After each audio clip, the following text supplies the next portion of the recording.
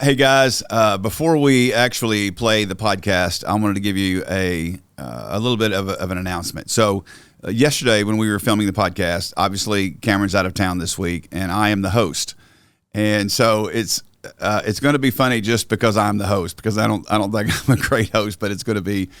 We hope you enjoy it. So we went through the podcast yesterday. Everything went great, and then I recognized when I looked at the podcast machine that I had not hit the record button. And so because of that, the cameras were recording, but the audio was not recording. And so you're going to be able to hear the audio on this podcast, but it's not going to be at the quality or the level that we normally have. And so as we went back and looked at it, instead of trying to recapture the kind of the spontaneity that we had in our conversation, which would have been difficult today because of our schedule and everything else going on today, we just decided to go ahead and just run with what we had, but give you kind of that disclaimer. So just know as you're listening to it, or if you're watching it, it's not going to be at the level that we normally produce, and we apologize for that. But we wanted to go ahead and get this out to you guys as quick as we could. So I hope you enjoy it. Hope you have a great Wednesday as you're listening to this. And I don't know that I'll ever host again. Cameron probably won't let me. But I enjoyed it, and I'm excited for you to hear it.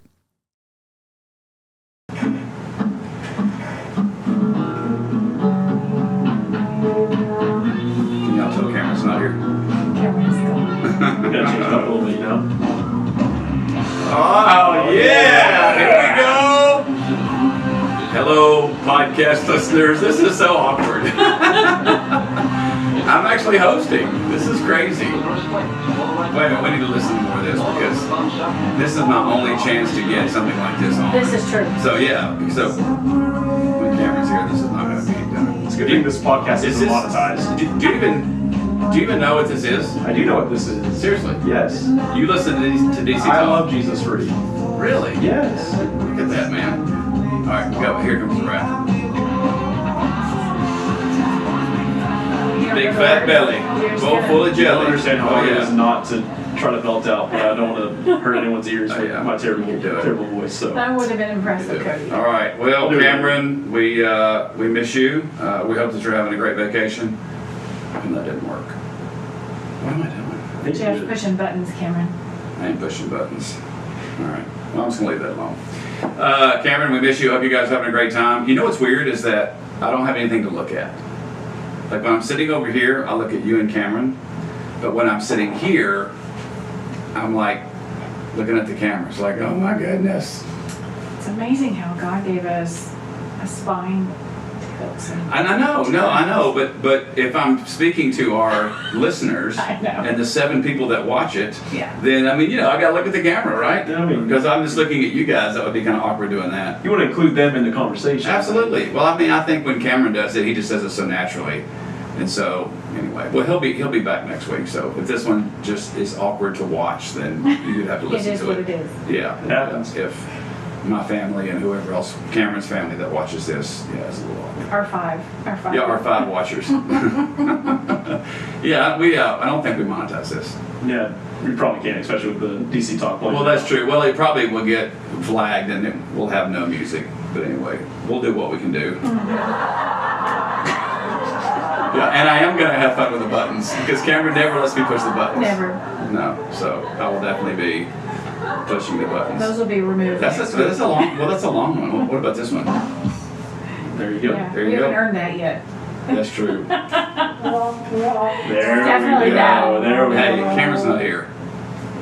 Sad day.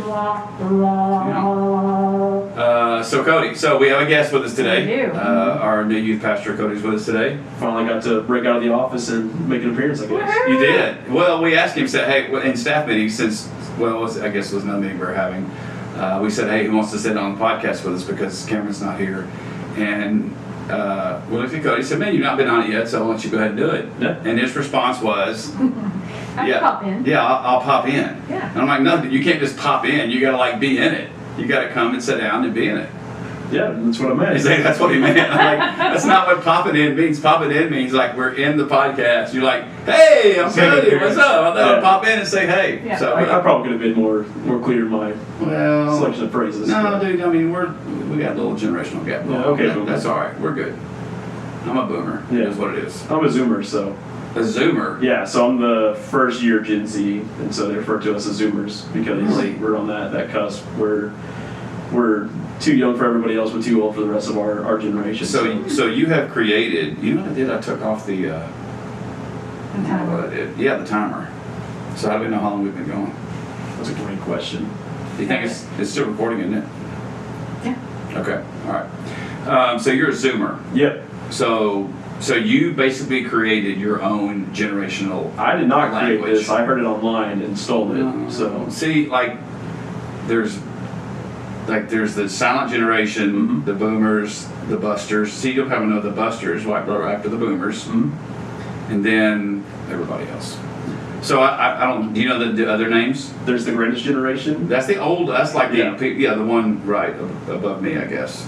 Yeah. And then you got Gen X. You got Millennial. No, dude, you get- Are you no, talking bro. about going backwards even more? I mean, no. I mean, greatest generation. Yeah.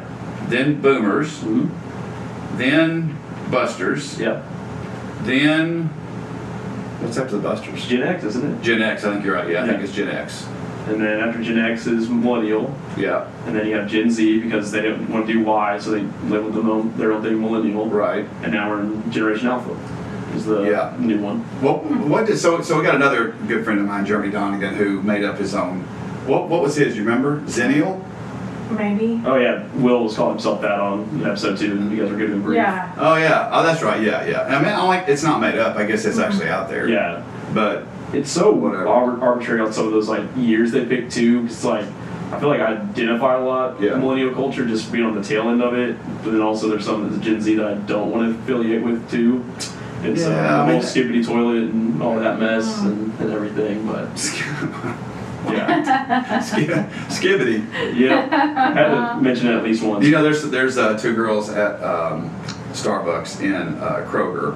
Very, very, very nice girls, and so every time I go in on Sunday mornings when we get my coffee there, and maybe a couple times during the week, and so that we've kind of developed a friendship. Hey, how you doing? And I try to be nice to them, and well, I am nice to them. I don't try. That's means I have to try to be nice. That doesn't sound very good. So you better clarify. yeah, I mean, I'm nice to them and want to be nice to them because they know I'm a pastor in town. And so hey, listen, I can't remember how we got the conversation started, but they got to where they're going to, she said something to me one time like, ooh, that's fire. Yeah. I'm like, that's what? Like what? What's on fire? Do we need to call? Yeah. I'm like, what? Where? What? Fire? And don't burn my coffee. Oh. Oh yeah. Yeah, oh God. And so, nice, that was such a good spot for that.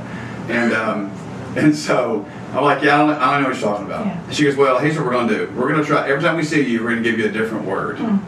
So fire was one day, and their challenge to me is you need to use it in conversation. Yeah. And then cap was, Yep. is that right? Yeah, I think that was No one. cap is typically with the hard cap in. Yeah, no cap, and then they mentioned skibbity. I'm like, yeah, I'm not doing that. Yeah. I'm not saying that ever. Please don't. Yeah, ever. Don't embarrass us. Speaking of fire, I have a good friend who, when she first started teaching, she lived in Mississippi in a very rural town. And apparently where she taught was in a little portable classroom. Mm-hmm. And so they had these wall-mounted heating and air units. And so she's doing her thing, teaching, and one of the students says, Miss So-and-so, you're on fire. And she's like, oh, why, thank you. She thought she was doing a that great was a good job. thing. Yeah, that was a good thing. Another student raised their hand and said the same thing, why, thank you. And then finally, number 3 says, you're literally burning. No, Like, are you serious? Her They're coat like had on fire? caught on fire. That's Yeah. But Alicia Keys had that song, right? That girl is on Yes. fire. Yeah. So I would understand that reference. You know what's funny? I don't want to do it with my hands. I'm like Yeah. Will Ferrell and Telly. I don't want to do it with my hands. So I'm like this. Just Cameron sat here like this, with his Not at hands all. crossed. Yeah, not at all. Usually kind of, He's way laid back, Yeah. way much cooler than me. He only has a hat on. Whatever. it's All right, good. so let's get back to Cody. So how's it been in Tennessee, bro? we've been enjoying it. Is it a lot different than Oklahoma? Not very different at all, really. People were Okay. asking if we had culture shock or Yeah. anything like that, but it's a pretty similar vibe, especially for where we were in Oklahoma compared to Nice. the town here and everything. So nothing too major, too different. They weren't kidding with how bad the allergies are here, though, because we thought we had it rough in Oklahoma, and Yeah. then there was a solid week and a half where just hit Addie, hit Kayla, hit me, and just kind of rotated around a little bit. But They can be bad. we're getting through.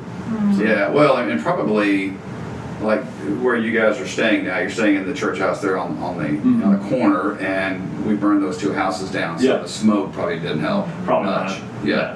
One thing that is been an adjustment for Kayla is we thought there was some soot falling the other day, but it was all the aphids coming out.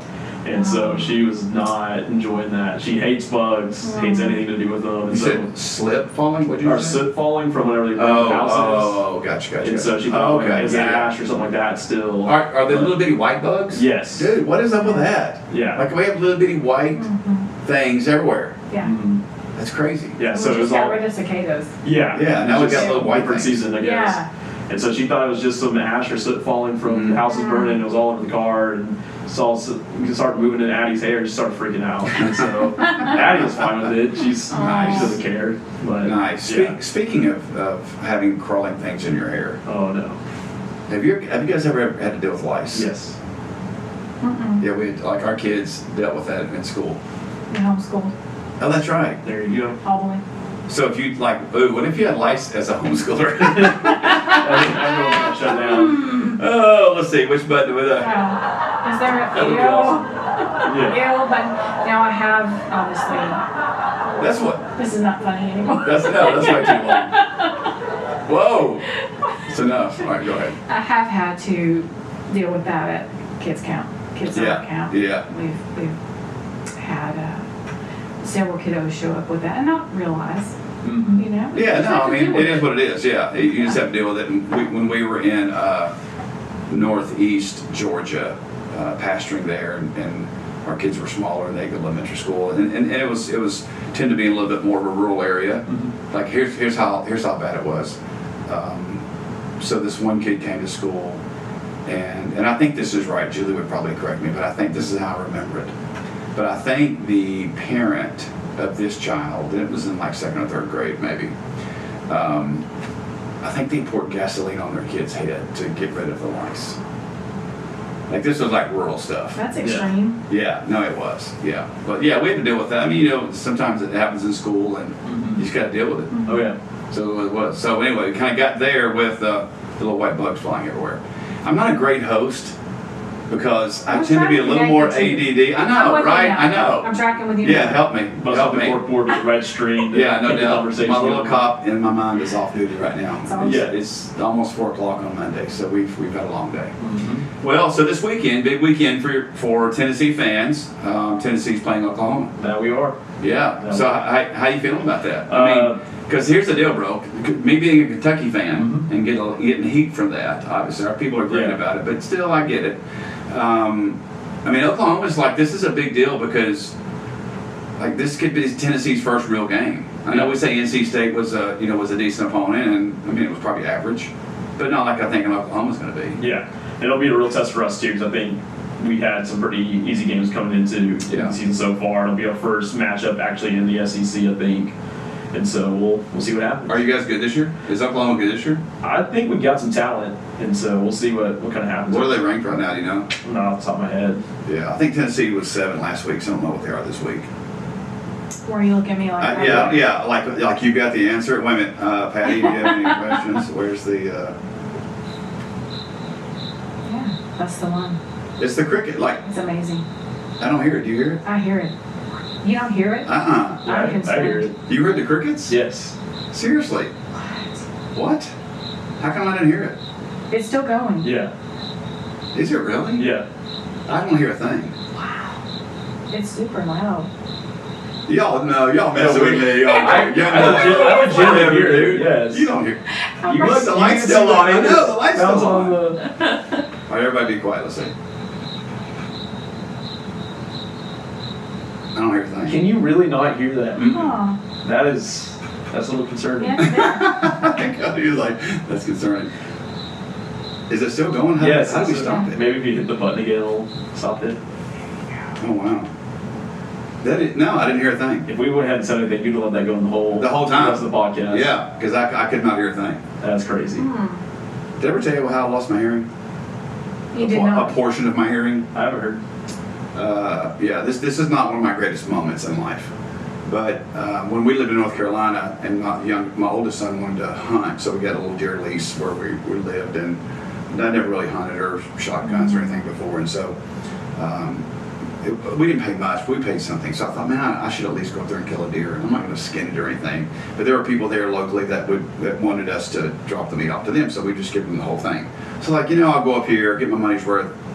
So my son wanted a rifle for Christmas, so we got him a 7 mag that could like kill a bear or a rhinoceros or something like that. He could have gotten 30-06 or something like that. No, a 7 mag. So we got it for him, whatever. And so I'm in a box stand. So a box stand is where like you're in an enclosed area. Okay. So I'm in there, an enclosed area. Don't have any earplugs or anything on. No worries. So I'm in there and I'm just sitting there by myself, nobody with me. Probably again not the smartest thing. And got this 7 mag. So I'm like, okay, this is cool. And out pops this little deer. I'm like, dude, this is amazing. Like I'm gonna finally get my first deer. Yep. So I pull that rifle up, man, I scope it in, never thinking I'm in an enclosed area with no ear protection. And I pull the trigger, and I mean, it has never hurt more. The noise and the bouncing around. So I pull the trigger and I go, ah! And I'm just holding my head like this. I mean, it's hurting so bad. Yeah. And I'm looking, and I see this deer fall, and I get it. Here's the worst part. Oh no. Out comes another deer. And I'm going, what am I going to do? And I'm like, I got to shoot it. And so Let's go again. So I go from here right to here. Ah! And I'm screaming, holding my head like, no. Oh, And I've got man. 2 deer out there. There you go. Yeah. Every NRA range safety officer is No. cringing right now. 100%. They're listening. Yes. Yeah. And so, I mean, it hurt so bad. Yeah. But I did it twice. Mhm. That was the worst part. Like it Yeah. wasn't like the first one. Okay, just a second time. Like I can't let it pass. I gotta get it. Wow. So I'm dropping off these deer, like the deer, to these people. You got blood run down. Yeah. I was like, here's the deer. So I go to the doctor and I actually lost a portion of the high end of my hearing, but that wasn't high. Yeah, The crickets you weren't just high. demonstrated that well. Yeah, I didn't hear it. I didn't hear that a bit. Not at all. Yeah. Man. So if anybody out there ever says anything to me and I don't pay attention to you, give me a little grace, because maybe I just can't hear you. Yeah. Maybe. It's a great. That's what it is most of the time. Speaking of grace, That's what it is. Sunday's message. Should we go into Sunday's message? See, this is probably one and done for me. But that's okay. I'm gonna have fun while I'm doing it. How long have we been going? Am I good? 12 minutes. 12 minutes. See, that's not bad. 12 minutes, and we're getting into the content. All right. So great Sunday this Monday. Great weekend. It's just good. Weather was good. See, it's hard when I'm the host because I go, man, great Sunday message was awesome. That's kind of, It was a sweet day, really. The worship, what Julie said, not that Cameron, we love you and miss you, but the worship was really good. Yeah. Like our worship team did a really good job. Well, you know what happened in the 10. Well, I know what Jacob said, and then like Jacob, I walked up, and Ashley and Jacob were talking, and Jacob said, man, I can't believe it, Cameron's not here, we have not had anything go wrong. And Ashley's suddenly like, something goes. and Ashley's like, don't say that. And then what happened? He said the same thing to me, and I said, Jacob, the Lord will humble you. He does it to me all the time when I get in the me space. And he's like, yeah, we're good. And then we literally got on stage, and the video just started, and they're like, our tracks are gone. Our tracks, our click tracks, Yeah. we have no nothing. Yeah. So everything you heard Was raw and just you guys. Just raw. And it Raw was awesome. real. And you really couldn't, you couldn't tell. It was so good. Praise God for Lyndon in the background, Yeah. just counting us down. He kept us on beat, and drummer, Dude, the drummer. solid. It was cool for me to hear the drummer go, 1, 2, like he counted Oh, every yeah. song. Well, it was one of those, because we could hear Lyndon in our ears going, count us down. You could tell it was his moment. All right. Let's do this. I thought it was just, especially with it being a hype song for the first one, I figured it was just something Yeah. to do that. It was But then he did it for the second one, I was like, oh, their clicks probably good. It was really good. Yeah. It was good. So we kicked off our series on the 10 Commandments, Yeah. Yep. the Big 10. And I think our first commandment was, thou shalt have no other gods before me. So I think we had a couple of questions, Patty. So if you have those, why don't we jump into those first? Yeah, the first one we got. And Cody, jump in anytime. Like, just jump in, comment, Pop in. or pop in, Yeah. as you like to say. The first one we got, how can we become more aware of when we put something above God in our lives? That's part A of this question. You gonna give us part How B, can or you want us we- to deal with that first? Would you like part B now? Yeah, go ahead and give us the whole Yeah. one. Because sometimes Should we call other Christians out when we see them putting something above God's glory? Yeah. Yikes. So ask the first part again. Sorry. How can we become more aware of when Yeah. we put something above God in our lives? Yeah. You know, I mean, I think that's tough. I think anytime, we talked about this a little bit just now in our worship planning meeting or service planning meeting with the second commandment, because it kind of flows right out of the first one. The first commandment, thou shalt have no other gods before me, is really the who. Yeah. And that is that there is only one God. Now, I think what we do is we have a tendency to, and I think the question is a very fair question, an honest question. We have a tendency to put things above God. I don't think we intend to do that or we mean to do that, but I think it's easy in our flesh to do that, especially when we're so focused on things. And so I think, how can we tell? I think it's more, to me it would be more not, is something taking that place as much as is it taking away? So what I mean by that is, like, I would kind of measure that by, man, how much time have I spent with God today? You know, how much time have I spent in relationship, in community, in communion with Jesus today? And if I haven't, then I have to ask myself the question, okay, what's taken up that much of my time that I haven't had time to stop and to just have some prayer time, some time in the Word. It's that community, because I think that's the thing for us that we have to look out for, is our day is filled with X number of things. Our work, our relationships, our family, all those types of things. And all those things are important. So it's not that, okay, I can be in prayer 8 hours a day, or I can be reading the Word 8 hours a day. But what is my communing and community been like with God during the day? So I think is he priority or is he an addition? Yeah, absolutely. Yeah. I think sometimes it's an afterthought as you look back and go, man, today wasn't really a day that. Yeah. Because honestly, it's about communing. Like, I think about Julie and I talk a lot during the day. It's interesting, not as much recently. She's been keeping Graham a lot, so but we're either texting or we're talking. Yep. We're just kind of one of those couples, and so I think to myself, if I haven't talked to her all day long, she'll send me a text message at 4:00 and, wow, I must have been busy today. Which basically is her saying, we haven't talked any today. Yeah. And I've missed us talking today. And I kind of wonder, man, what would it be like if Jesus sent me a text and said, must have been busy today? Yeah. Joey does the same with me. It's just the hello question mark. Yeah, right. I think the same is, applicable Yeah, absolutely. to God. Hello. Yeah. Yeah, I remember there was Something. a Christian song years ago, I Miss My Time With You. You remember that? No, I don't. I miss it was a cool, it was probably like in the 80s, so it's fine. But it was one of those songs that just kind of Jesus saying, hey, I miss my time with you. That, those moments together where we spend together. And I think that's it. I think we have a tendency, our flesh will get so consumed in what we do, even like for us, the things we're doing for Jesus. Yeah. Right? Like our lives are kind of consumed with that, but that doesn't necessarily mean that we're in community or communing with Jesus. Right? What do you think about that? Yeah, I think especially in ministry, it's so easy to get fixated on what we do than rather who we do it for. Yeah. And so it's the old adage, man, we're created to be a human being, not a human doing. And so we need to be in His presence, reside in that time with Him. And I love how you talk about how it's our community with Jesus, communing with Him. And I think community is a big aspect of that. Playing to the second part of this question is community is one of the best ways we can know if we're having that time with Him. Yeah. And giving people that permission to call us out in those situations. Yeah. And do the same with them in a loving way and say, hey, I've noticed this, because we can get so distracted or blindsided by these things. It's hard for us to realize what may be happening in our own lives, which is why it's so important that we have those individuals that can maybe send us that text like, hey, have you been busy today, or what's been going on with that, to help us see those things we may not even notice ourselves, which is why it's so important to be plugged in with groups and have accountability partners for situations like that. Yeah, I think it's hard, like to the second part of the question. I think it would be hard, or I think it is hard to call somebody out on that. Now I think that we would have a better opportunity of speaking to the result of somebody not prioritizing God in their life, because it's going to play itself out.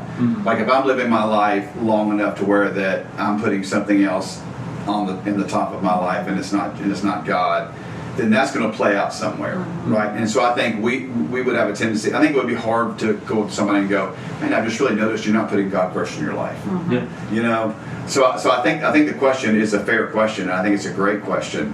I think we would have a tendency maybe to recognize, because the reality for me would be that is if I'm not prioritizing God in my life, if I'm not in community and communing with Jesus on a regular basis, then you're not going to see the fruit of the Spirit coming out in me. Yeah.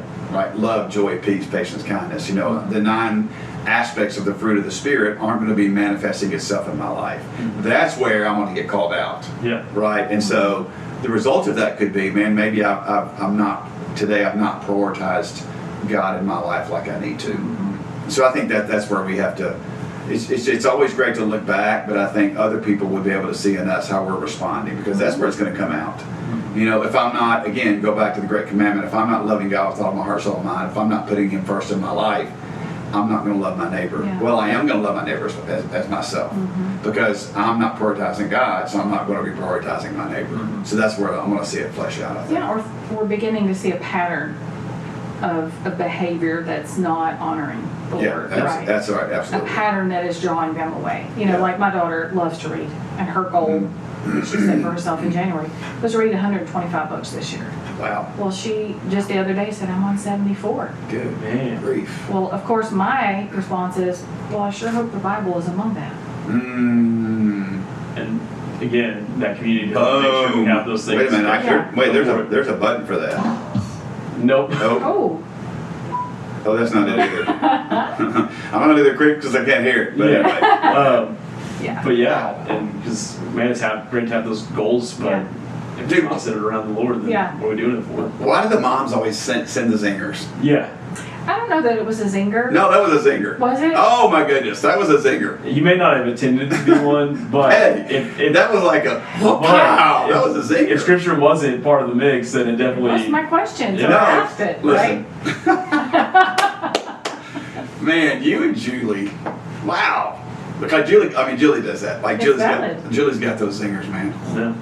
And as a parent and a fellow sister in Christ, if I see a pattern of inactivity with the Lord, Zinger. I don't call that calling out. No, I call that zinger. discipleship. Call it a Yeah. zinger. It's a zinger. Yeah. A zinger of discipleship. Actually, that's a No, cupcake. see, I don't need to be the host, like, because I just like messing with people too much. I don't like to be. I said, Cameron, whatever you. No, I mean that's exactly like that's like if my daughter would have said that to me, I would have went, man, that's awesome. Wow, I can't believe you're reading that much. That's great. Yeah. Crickets. I'm not going to the cricket button because I can't hear it. But Julie would have been like, well, yeah, is the Bible one of them? And you know, like she would have been that, you know. Absolutely. Yeah. I mean, yeah, Julie will call our kids out in a heartbeat, and they know it. And you're probably the same way. 100%. Yeah. And Cody, To where Joey, like Joey's probably not, is he? I mean, but not like he's not hitting Not as zingers. straightforward. He's very smooth. Yes, that's I'm me too. not. Joey and I are smooth operators. Smooth operators. If that makes you feel good about yourself, Yeah. that's great. Exactly. Well, I just wanted to compare. I just wanted to be able to compare myself with Joey in something. Yeah, that was an admirable attempt. I know. It really was. Yeah, that's probably not true, but That's the drum button right there. yeah. Yeah, There you go, Joey. You and I, Boom. Joey, you and I are so alike. he's going to be, No, you're gonna rappel down from the Yeah. ceiling and punch me. you're just going to hear his voice. in a moment. Exactly. All right, so that's great. We have a second question. Well, I was going to say to Man, Cody, I'm a terrible host. you're a great No, you're host. doing great. Fabulous. You're doing great. Yeah, train of thought. Bring it back. Away from the Bring it zingers. back. With student ministry, Mm-hmm. I'm sure that is it's a part of your natural rhythm. Oh yeah, especially, and it's so hard with students too because it's finding that line between not being sarcastic but also not beating around the bush either. Yeah. And so it's like being that direct with them because even thinking back, messaging two of our most recent graduates, They're in Shawnee, Oklahoma now, going to Oklahoma Baptist. It's like, hey, have you guys found a church home you guys are regularly attending? Because they're like, oh, we tried out this. And he's like, well, I like this more style, and she likes this, and they're a couple. And I'm like, well, what if you guys just went to different churches for the time being? We're not going to do that. It's like, well, then you guys got to agree, especially if you want to be married someday. That's because right. if you can't make that agreement now, then how are you going to foster that relationship whenever you guys are married? And you're not happy with one church or the other. So it's a valid When question you you got see to a ask them. student, someone who's been there religiously, you know, what do you call, my words are escaping me today, but a very consistent attender in church functions and activities, and then you see them just start dropping off. Yep. I mean, that's your job Absolutely. to reach out, Absolutely. not only as a profession but as a fellow believer. Yeah, and it's the way you go about it too. You don't ridicule them when they're not there, but you Right. celebrate them when they are around. And Yeah. whenever you don't see them, ask them like, "Hey, we missed you. Yeah. We got this going on." Not just berating them in the corner like, Yeah. "Hey, you should be here," and all. Because you can see it go in complete opposite way where people just start beating them over the head with it, but then you lose that relationship. But it's like we talk about all the time, is doing things with the right motivation and in love. That's right. Yeah. You know, some of our recent college graduates were in church yesterday, which was so sweet to see them Yeah. back at front center That was cool to worshiping see them. yesterday, and they were just so excited to be back. Second row where they normally sit. Yeah. Yeah, it was cool. So, you know, when it was over, I was talking with them, and I said, no, don't forget. And before I could even finish my thought, they said, we know, proof of life. That's awesome. Because if I Yeah. don't hear from them or they don't respond, I'm Yeah. going to say, are you alive? Right. I need proof of life. Yeah, that's And good. you talk about discipleship, it's cool in those moments where they can finish Yeah. that. Because one question I always asked our students back in Coweta was, now that you've heard this, what are you going to do with it? And they would say it to me jokingly, but as I was concluding my time with them, it's like, you guys already know the question I'm going to ask. Yeah. Taught you all these things over the years. And they're like, so what are we going to do with it? Yeah. And so, Yeah. So I think that was a great question. That's awesome. That is a great question. You know, so it's obviously this person is really in tune with walking the path of accountability. Yeah. Someone. So Well, we it's want to great. keep God first. I mean, like that's 100%. the priority, and our flesh will pull us away from that. Satan wants to pull us away from that. Yeah. You know, anything else but God. I think that's the one thing I tried to communicate Sunday morning was, you know, Satan doesn't really care what you put there. You know, that's why the whole issue of self-worship. Yeah. You know, Satan can just get you to worship yourself. Like he's good. Like, Yeah. because anything other than God, that's what he's shooting for. Absolutely. So it really doesn't matter what goes in that spot. And I think that's why, you know, God, when he spoke that to the Israelites, we talked about this Sunday, you know, they had been in such a polytheistic culture, and with the multiplicity of gods, is that he didn't want them to think, okay, you could be number one, but I've got 2, 3, 4, 5, and 6. You know, it was interesting when I went to Haiti when I was younger in ministry, and one of the difficulties that they had in Haiti when we were in an area called Camp Haitian was that they had people who would worship God out of love and Satan out of fear. But they would always say that, no, God's number one. yeah. But yet there was this fear of Satan because voodoo and those types of things are so prevalent there that it wasn't God and God alone. Yeah. It was really a great picture of somebody who had God number one with Satan number two. And God said, no, it doesn't work that way. Like, there's no other gods before me, beside me, behind me, no other gods, period. And I think that's what we really have to zoom in on when it comes to this And commandment. for that Yeah. reason, he was direct and clear in his words, as he always is, because he knows we need that. Absolutely. And I am the Lord your God. Right. And so Yeah. he is already setting up that tone. You know, I'm above any other supposed deities. Right. Yeah. Right. I'm real, I'm accessible, all the things that they're not. I'm holy, I'm good. That's right. Yeah. Because there actually are no other gods. None. Yeah. No, but Yeah. but the world, Satan, our enemy, tries to convince us that there is, and that's what we have to continue to fight against. Yeah. Even in, I know the movement's not as prominent anymore, but the whole coexist movement, like, oh, we can all believe what we want Yes, to believe. absolutely. And I know it's ramped up in different ways with different religious Very true. figures coming together and saying, oh, it's all paths lead to the same gods, like, Yep. but they really don't. And so even looking at that, where the world and saying this scheme is trying to show us, hey, as long as he's part of the equation, Right. you're good. Right. Very And so, progressive. yeah. Yeah. Absolutely. Yeah. What was the second question? Second question: how did the Israelites become enslaved in Egypt? Yeah, man. Did I just say Egypt? Egypt. I'm not going to say. Can you hear? Hey, I'm not- Jeff, did you hear I'm not going to say Egypt? because I feel like I picked on you about the zinger, so I'm not going to do that anymore. afraid Joey's coming after me. He is. So- It's fine. He better Go not on. be. Did he text you? Did he tell you? Are you worried? No, not at all. Sweating over here now. Cameron? Okay.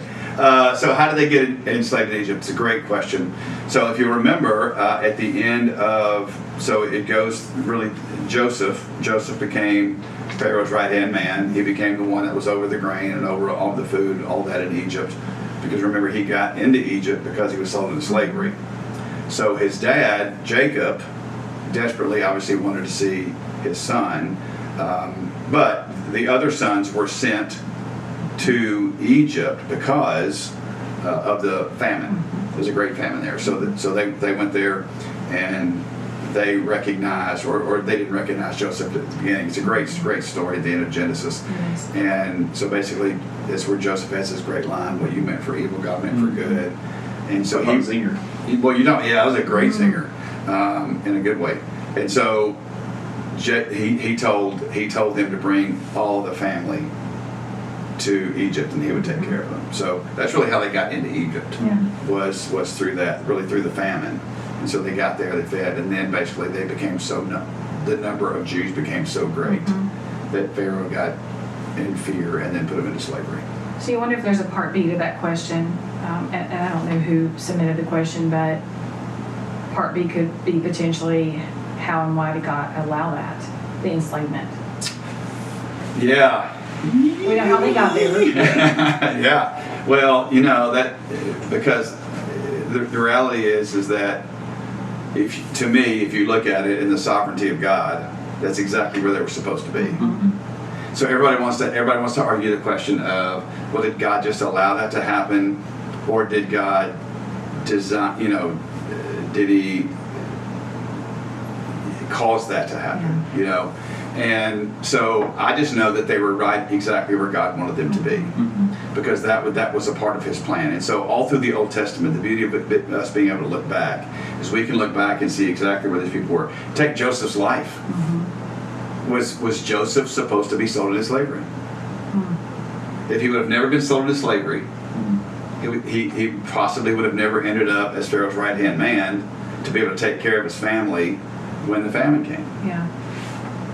So it's those are those difficult questions where predestination, election, and free will kind of run those parallel tracks, and we know that they intersect somewhere down there, and we don't really understand how that happens, but we know that they both exist. Yeah. So I'm not real hung up on. I don't have to know if He allowed it or He caused it to happen. It really doesn't matter to me. Maybe one day He'll let me know that when I see Him. Maybe He won't. It won't matter probably then. Yeah. I just know that God's sovereign, and however He got them to where He wanted them to be, that's how they got there. Yeah. And I believe that. They were in one place, and the Abrahamic covenant was able to start then, right? That's exactly right. If they're in one place, they're able to multiply. Yeah. And Well, create yeah. one nation. Yeah. And so obviously the Abrahamic covenant had been in place since Genesis 12. All through up to this point, and then once Moses comes on the scene, gets into leadership, then you got the Mosaic covenant that comes into play. But what's interesting about that is that what God promised through Abraham was continuing to happen, because God continued to make Israel a great nation. It's just that the Mosaic covenant came into play, which was a conditional covenant, which gave them the law, which then helped them understand what sin was, helped them understand what the sacrificial system was, and then pointed to the sacrifice that would come and die for them. Yeah, and you see that happening because they got to the point where there were so many of them. Pharaoh was worried. They made more of an uprising, and so we got to start eliminating some of the population. That's exactly right. And so, and then that's which led them into 430 years of slavery before God's deliverance. Which even Abraham was aware of, according to Scripture. Yeah, that's exactly right. That's pretty cool. Yeah, it's really amazing when you read what Abraham saw, especially like when he was up there with his son Isaac. He was called to sacrifice his son Isaac, and it said when he looked up, it's like basically some commentators say, and I believe this, that he actually saw the crucifixion of Jesus.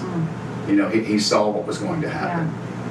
God allowed him to see, and it's just an amazing picture to know that what he was willing to do is exactly what God was going to do with his son. Yeah. You know, it's just an amazing picture. So And just further affirmation of God's faithfulness. absolutely, You know, this is going to happen. yeah, Our people are going to be enslaved, but I'm going to deal with the people that enslaved them. that's right. I'm going to Yeah, deal with them. and I'm going to use that time Yeah. to prove to the Israelites that I am God. Mm-hmm. I mean, think about that. That God used 10 plagues to basically confront and defeat 10 of their pagan gods that they said they had. Mm-hmm. And then God delivered them and then said, I am the only God. Yeah. Yeah. I just think that's amazing. You know, that he took them, he took the time, instead of just delivering them, he could have just delivered them. Mm-hmm. But he wants his people to know that he is God. Yeah. There's your zinger.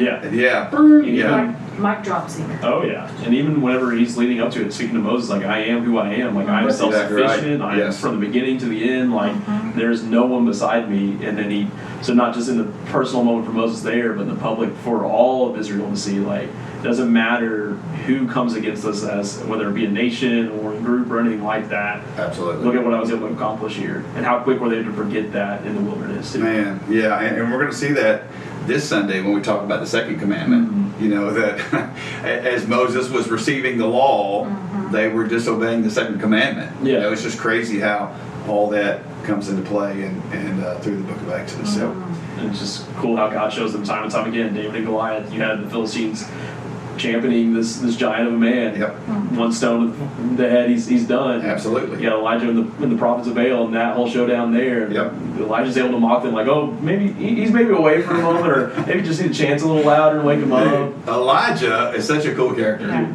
Like to think about him being in that environment and taunting those false prophets. Mm-hmm. Oh, maybe he's asleep. Maybe your God's asleep. You need to go wake him up. You Yeah. know, just taunting them.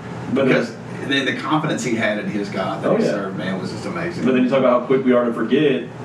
He dealt with all that, gets the threat from Jezebel, and then what does he do? he goes and leaves in fear. hides, Yeah. leaves and runs in fear. That's exactly right. It So- happened so fast. Yeah. So you mentioned the Abrahamic covenant. We talked about the importance of covenants at the front of, and I think that's something that we don't really think about is, you know, this idea, because we don't use covenantal language anymore. But how important that was to God, that when God would make an agreement with mankind, you know, his covenant, either conditional or unconditional, was his agreement with his creation. You know, but then to think, and that's why I tried to use the illustration of marriage in the context of covenant, because that's really our covenant, an agreement that we make with each other, Yeah. and that, you know, we exchange rings as a sign of our agreement. Yeah. And it's always been very important to me. I know it's not necessarily a law or anything that we wear our wedding rings, but I think it's important that, you know, this reminds me daily. Mark Clemens came to me Sunday after church. He goes, "Man, all right, you got me. I got to get my ring fixed." He had to have it cut off because of an injury or something. I think he told me, but he's like, "Man, I got to get it fixed. I got to wear my ring." Yeah. You know, but you know, it means something. Yeah. I think it's a symbol or a sign, and those signs are important. Yeah. And that's really what the law was for the Israelites. Is that was their sign of the Mosaic covenant, the covenant that they were under. Yeah. I actually attended a wedding over the summer. And of course, every couple has their own thing, their own special way of doing their ceremony, and including people, their attendees. But when we first walked in, they had the wedding rings like sitting on a table where you signed, and they invited you to pray over the rings there. And then they passed the rings in a box while the ceremony is being performed. Really? Like each person in the audience touched them. This was a small wedding. Wow. But it was really moving Yeah. to be able to hold Yeah. those rings and pray over that couple. And so when it got to them, it was just, Yeah. you know, it gave me chills just to Wow, think. that's pretty cool. And especially to have eyes on their parents, their grandparents, holding those rings, just the legacy Yeah. Yeah. of faith and marriage, and knowing and understanding what that commitment means, That's very cool. that marital covenant. Yeah. Man, if you had like a diamond ring, it'd be kind of scary though. It Yeah. was just their bands. Yeah, what if somebody like you got up there and there's only one? That would be unfortunate. Yeah. You'd be like, okay, who out there took the ring? Who's got the ring? Man. Yeah, you see somebody go out the back door, Yeah. Yeah, for sure. chase them down. So you mentioned the concept of unconditional and conditional covenants. Would you care to elaborate on those? Yeah, I think it's an interesting illustration. That's why I use the Abrahamic and the Mosaic, because in the Abrahamic covenant, God basically told Abraham, here's what I'm going to do. I'm going to bless you. You're going to be a great nation. Like, it wasn't like Abraham had a spotless life. Yeah. Because when you look at Abraham's journey, Abraham had a little bit of an issue with lying. Because it was probably a trust issue as well, because they would go into these areas and evidently his wife was so beautiful that it's like, look, tell him you're my sister, because if you don't, this isn't going to work out well for you. And there was, I think the second time that it happened, like the king actually came to Abraham and said, why didn't you tell me? Like you brought all these problems, all this trouble into my life. You should have just told me it was your wife. And it was like this guy had a trust that Abraham didn't even have. That he didn't trust that. So it wasn't really based on Abraham. God's unconditional covenant was, I am doing this, and it doesn't matter what, I'm going to bless you, and you're going to be a great nation. So that was a beautiful picture of an unconditional covenant, which would be a mirror for us of the unconditional covenant that we would become under in the new covenant. But the Mosaic covenant was a conditional covenant. If you do this, I will do this. If you obey, you will be my people, my kingdom of priests. And I love that. I didn't have time to go into that part of it, but what God desired for his people is that all of them would be a kingdom of priests. Now you think about what the priest did.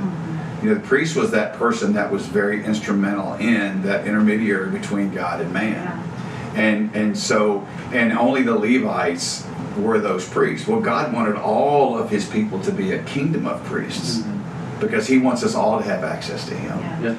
But that couldn't happen under the Mosaic covenant, because the Israelites did not have the ability to obey all the law. And it's such a crazy thing when you look at a conditional covenant. If you just looked at it in isolation, it would be easy to say, man, didn't God set them up to fail? Like, I'm going to give you something that is impossible for you to accomplish. Here's our agreement. And you would go, well, that's not really fair, because, shouldn't there be some possibility? Even in business books you read or whatever, they're like, set high goals, but don't set them so high that you can't attain them. Right? So I'm going to set a goal for you that you can attain. Okay, what's the purpose of that?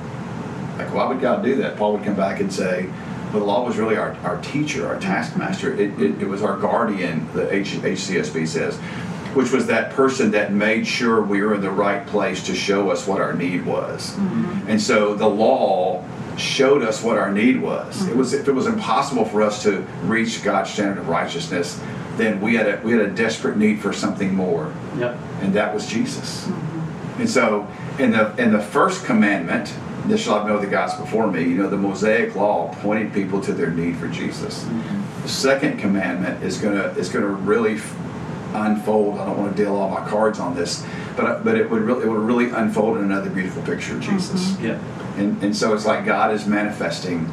All these commandments will end up pointing to Jesus. And you see the continuation of that verbiage of the priesthood when Peter writes to the believers in the New Testament. Absolutely. How we're a chosen people, royal priesthood, for God's own possession in that. That's so exactly we can right. continue on in that same imagery of that covenant. And so in the new covenant instituted for us. That's a great point, because that 2 Peter 2 is I think where that is, because I actually referenced that a couple weeks ago, is what he desired for his people, we became in Jesus. Like he wanted us to be a kingdom of priests. Now we've got Peter calling us a royal priesthood. Like we are the priests of God, but we can only do that. We can do it on our own, but we can only do that through Jesus. And so just like Paul says, he came to fulfill the law. And so we see exactly that in how we have freedom in Christ, but not freedom to abstain from the law, but freedom to live under how it's called us to. And what I like to think about, and I mentioned this, is that Jesus did set us free from the requirements of the law, but the instruction of the law still has value in our life. And I think that's what we need to remember. The good balance for us as followers of Jesus is we thank him for fulfilling the law for us, but then we don't lose the importance of the instruction of the law. Not the dietary laws, not the ceremonial laws, sacrificial laws, but those moral laws that help us understand, and this is what it looks like for you to love your neighbor as yourself. I think that's the part of the law that we continue to fulfill, because Jesus said, all the law, all the prophets are contained in these two commands, Mm-hmm. loving God and loving our neighbors ourselves. And so the law helps us to do that, but the love of Christ in us is what helps us to accomplish that. Yeah, absolutely. Well, as an introductory sermon to this series, you pointed out, and I love this, that the first 4 commandments point upward, and the last 6 point outward. Yeah. So, care to elaborate on that? Yeah, no, I think it's really cool, and I've always kind of looked at it that way, but I've never really connected it back to kind of how Jesus, you connected that to the Great Commandment. You know, because when you think about, and the reason that Jesus could say all the law and all the prophets are contained in the 2 Great Commandments, because what God gave the Israelites was a code of conduct. Like, here's what it takes. Here's who you have to be in a right relationship with me. Like, if you will do this, what did he promise? Then you would become this. But they couldn't do that. It's a code of conduct. When Jesus comes, Jesus gives us this beautiful picture of, I'm going to fulfill this for you, and if you will just receive that, then you will become what God wants for you. And so basically what Jesus gives this, and our people hear me say this, is that we did not at salvation obtain the supernatural ability to obey. We received the supernatural ability to love. Because what Christ puts in us is a capacity to love that we didn't have before we met Jesus. Because Christ obeyed for us. It's Christ's obedience to the law that allows us to be in a right relationship with the Father. And then when we receive that, because you think about this, if Romans 5 says that we were reconciled, God reconciled us to himself while we were still his enemies. So if God reconciled us to himself, that had to happen in the past. Because we were his enemies. So if it happened at the cross, when Jesus Christ fulfilled the obligation of the law, and then died as payment for our sin, it was on the cross that all the reconciliation that needed to happen happened. So we then receive that. So we receive the reconciliation. God, and again, I love this statement, that God made his decision about us long before we made our decision about him. That God reconciled us to himself while we were his enemies. And so then, think about this, then he sends the Holy Spirit to convict us of our sin, to show us our need for a Savior, and then to reveal Jesus to us. It's like he does it all, except for just receive it. Romans 10:9-10. Confess with your mouth that Jesus is Lord. Believe in your heart that God raised him from the dead, and you will be saved. He did all the work. And we just receive that by grace. That's love. And so when he comes into our heart, then we receive this capacity to love like we've never loved before. That's why he says the path to obeying all of the law is not in our ability to obey. It's in our ability to love. Loving God with all of our heart, soul, and mind, and loving our neighbor as ourselves. Right? The only way you can do those two things is through what Jesus Christ can do for us. So what was impossible in the Mosaic covenant is now possible in the new covenant. Right? Not that we become perfect models of obedience. That's not the point. But how many times did Jesus say, if you love me, you'll do what? Keep my commands. Right. How many times did you hear Jesus say, if you obey me, that'll lead to love? He never said that. Because that's not it. Even in the Old Testament he said, I desire mercy and not sacrifice. So it wasn't like there was a new view. It was just God knew exactly what it was going to take to get us to a point to where we would receive what we needed to receive. And that's the beautiful part of God's plan, as you've talked about. Man, did Joseph end up where he was because God allowed it, or he caused it to, God, you got to think about this. We are his creation. And if he didn't love us before he sent Jesus, everything we read about in the Old Testament would never have happened the way it happened. He would have just left us to our own devices. Right? And if we had left to our own devices, we destroy ourselves. We all end up in hell. But he loved us more than that. I mean, he loved Adam and Eve enough to kick them out of the garden. Think about that. I mean, what a great act of love. That the Trinity's sitting around having this conversation. If we leave them in here, they're going to eat from the tree of life. Mm-hmm. And they're going to be doomed in their sin for eternity. Yeah. Right? So kick them out of the garden. Yeah. And even before that, let's properly clothe them, Yeah. set them up for success with this, put the guardian angel on the outside to make sure that they can't come back into our presence where we would have to greater deal with this. Yeah. Because there is no other God. No other God. Right? I think that's like if we ever get to it like that, and I think that's why number one is number one. You have to settle number one. And it really leads us in our faith to Jesus is the only way. You know, you mentioned earlier about coexist and all that movement, and you've got all of these pictures and these views of people that say there are multiple ways to God. We're all going to the same spot. It doesn't matter how you get there as long as you get to the same spot. Mm-hmm. And that is the farthest thing from the truth. Because there is one God and Jesus Christ whom he sent, and everything else is an impostor. Yeah. I don't care what you say, what path you want to take, what path you think you're on. If you are truly seeking the true God, you will know his son. Mm-hmm. Right? I mean, I think that's because you can't tell me you're seeking the true God and you're going down another path. Yeah. Because there is no other path to God but through Jesus. Yeah. And I think that's why commandment number one, it's got to be on top. It has to be. Yeah, this weekend we'll talk about commandment number two, and I think this one, you know, as we talked about, number one is the who, number two ends up kind of being the how. So how do we respond to the one true God? As we'll look at, you know, she'll have no graven images of me.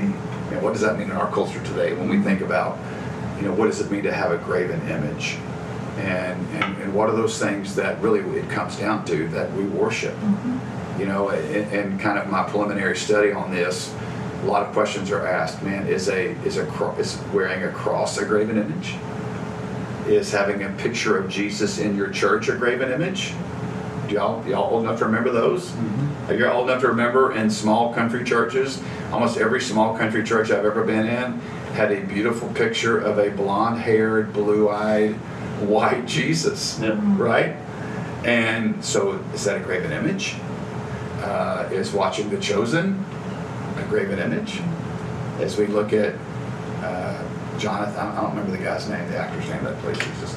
I don't know. Yeah, but yeah, I don't want to misquote it. But you know, me looking at that, can that become a graven image in my life? So a lot of great questions. I think this week we'll have a lot of great practical application that we can think about, and hopefully we'll have to talk about next week. And as we're coming to the conclusion of this podcast, where Jeff Pratt was the host. Man, it was so awkward. His I'm just being honest with you. Amazing. Huh? I said his attempt was amazing.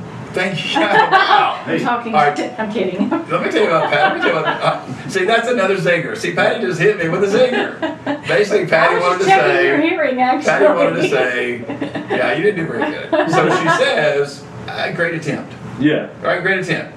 I think Cody did great, though. I love what you tried to do with that. That was great. Nice singer. Cody did awesome. Cody was amazing. He is amazing. Yeah. Cody is a great. You have a almost like a radio voice almost. I've been told that before. You get that. Yeah, you got a I've also been great. told I have a face for radio, so. Stop. Well, I'm not going to You have a comment on podcast that. voice. Yeah. Solidarity. Hey, I could be like every other guy my age and start my own podcast. So. Nice. Yeah, that's true. No, you did a great job, man, and I'm sure Cameron will want to have you get back. For sure. Happy to come back anytime. Absolutely. Great. But I did want to say, as we're wrapping up, how special it was that For me to host. that too. You're really sticking the That landing way, right now. that way, I know, right? Great Actually- attempt, great sticking the landing. Actually, I was going to focus on Jesus. Oh, singer. Yeah. Again, another singer. There's the crickets button right there. No doubt. That's- Make sure to hit it again so it's off since you can't hear it. Yeah. So how No, special no. it was that we observed the Lord's Supper Oh, yeah. in Yeah. conjunction with this message. Yeah. It was great timing. It was so sweet Yeah. just to get that perspective. You know what? He's priority. Right. He's number one. He's number one. And this is why. Yeah. That's And you what he know, did for me. it's so awesome that God loves us enough to plan those things for us. Because we've had that lineup for a Because, year. right, yeah, and it wasn't like we looked at the Lord's Supper calendar and said, hey, this would be a great Sunday to do this. You know, it's like God just knows that we're not that sharp. But he did alter the he sermon loves series us. calendar. He did, 100%. There's so much that God does, that the Holy Spirit does, you know, to allow us to be what he wants us to be. Yeah. And how cool was that picture? That was so was taken amazing. Saturday. You So know, great. yeah. So for all podcast listeners, somebody captured a picture for us of our church on Saturday morning after the rain. And you couldn't have put a rainbow any better over our entire campus. I mean, it's like it started on one side of our campus and went all the way to the other side of our campus. It was an unbelievable picture. So we know that God's got us, he's leading us, and we're going to trust him. And a shout out to Brett. Is he the Brett person Perkins, too? Brett, thank you, Brett. worship leader at Journey. He caught that Yeah. for us and sent it to So Cameron, kind. and he's such a good dude. Yeah, He's really a great partner in ministry. for sure. So, all right, well, look forward to seeing you guys next week. Cameron will be back, and hopefully we'll get back to normal. Sounds good. See you guys then. See ya.